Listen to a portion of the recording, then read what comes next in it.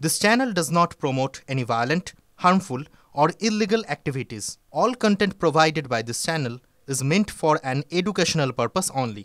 Top quality और consistent performance के लिए सिर्फ सिल्वर पंप नाम याद रखना।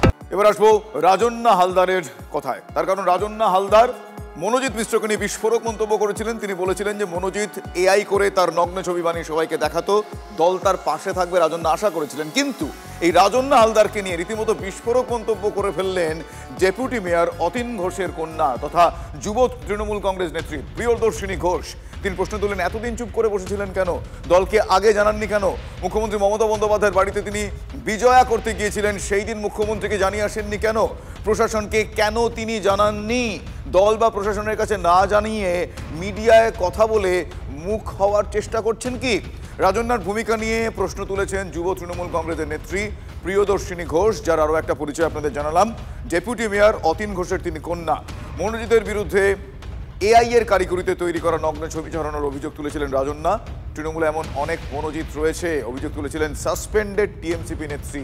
এবার তার বিরুদ্ধে এক প্রকার খানিকটা সেই সুরই শোনা যাচ্ছে অতীন ঘোষ, ডেপুটি মেয়র অতীন ঘোষের কন্যা প্রিয়দর্শিনী ঘোষের কণ্ঠে। জানতে পেরেছি যে ওর দাবি যে ওর কোনো এআই ম্যানিপুলেটেড নিউড ছবি ছড়ানো হয়েছিল ইন দ্য পাস্ট। আর এই সম্বন্ধে ও এখন বলছে, কিন্তু আমার মনে হয় যে যেই মুহূর্তে এটা হয়েছিল একটা ভয়ানক অভিযোগ, এবং যে বা যারা যদি এটা হয়ে থাকে, যে বা যারা এই কাজ করেছে তাদের দৃষ্টান্তমূলক শাস্তি হওয়া উচিত। কিন্তু এই ঘটনা যখন ঘটেছে এবং সেটা রাজন্না যখন জানতে পেরেছে, সেই মুহূর্তে দলের শীর্ষ নেতৃত্বকে, প্রশাসনকে জানানো সেটা মানে এক্সপেক্টেড। কিন্তু সেটা যদি না হয়ে থাকে তাহলে এইসব কাজ যখন রিপোর্টেড হয় না বা কোনো নির্দিষ্ট কারণে রিপোর্ট করা হয় না বা এই ক্ষেত্রে হয়নি, তার মানে কিন্তু পরোক্ষভাবে সেই কাজকে, সেই কুকীর্তিকে বৈধতা দেওয়া। মহিলা হিসেবে বলতে দ্বিধা নেই যে আমরা পিতৃতান্ত্রিক সোসাইটিতে বাস করি, আমরা যতই বলি না কেন, এবং মহিলা হিসেবে কাজ করতে গিয়ে প্রতিনিয়তভাবে আমরা কিছু প্রতিবন্ধকতার সম্মুখীন হই।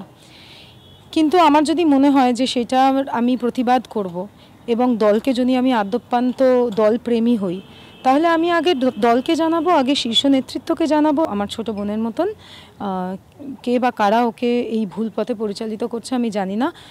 এখনও পর্যন্ত অ্যাজ উই স্পিক আমাকে please correct me if I am রং, রাজন্না কিন্তু এখনও এই কাণ্ড নিয়ে একটা এফআইআর ফাইল করেনি। ওর একদম দ্রুত এইটা নিয়ে আইনি পদক্ষেপ নেওয়া উচিত, প্রশাসনিক পদক্ষেপ নেওয়া উচিত। এটাকে একটা মিডিয়া স্পেকটাকেল করে তোলা এবং নির্দিষ্টভাবে এই সময়টা বেছে নেওয়া, এটা একটু ভাবিয়ে তুলছে আমার। এটি পপুলার মুখ, 21শে জুলাইয়ের মঞ্চে বক্তব্য রেখেছেন। দিদির বাড়িতে বিজয় করতে গিয়েছিলাম যখন, অনেকজনের মধ্যে ওকে ওখানে আমি দেখতে পেয়েছিলাম। তো আমার মনে হয় ব্যক্তিগতভাবে উনি যদি দিদিকে বলতেনও যে দিদি আমি লজ্জা পাচ্ছি, আমার এরম একটা ব্যাপার হয়েছে, ছাত্রদের মধ্যে এইসব হচ্ছে, আপনি একটু দেখে নিন ব্যাপারটা, আমার মনে হয় দিদি নিশ্চয়ই কোনো নিষ্কৃতি দিত। এই কুকাজ বন্ধ করা উচিত ছিল, কারণ এইটা বন্ধ ওই সময় যদি হয়ে যেত তাহলে হয়তো এই অপরাধ প্রবণতাটা যে বা যারা করছিল তাদের মাথা থেকে বেরিয়ে যেত, যে দল পদক্ষেপ নিয়ে ফেলেছে। আপনারা শুনলেন প্রিয়দর্শিনী কি বলছেন। এবার প্রিয়দর্শিনী ঘোষকে রাজন্না হালদার পাল্টা জবাব দিয়েছেন। তিনি দাবি করছেন তিনি ইমিডিয়েট সিনিয়রদের জানিয়েছিলেন, কাজ না হওয়ায় উচ্চ নেতৃত্বের কাছেও তিনি অভিযোগ করেছেন, দল ব্যবস্থা নেবে বলে রাজন্না আশাবাদী। রাজন্না কি বলছেন শোনাবো আপনাদের।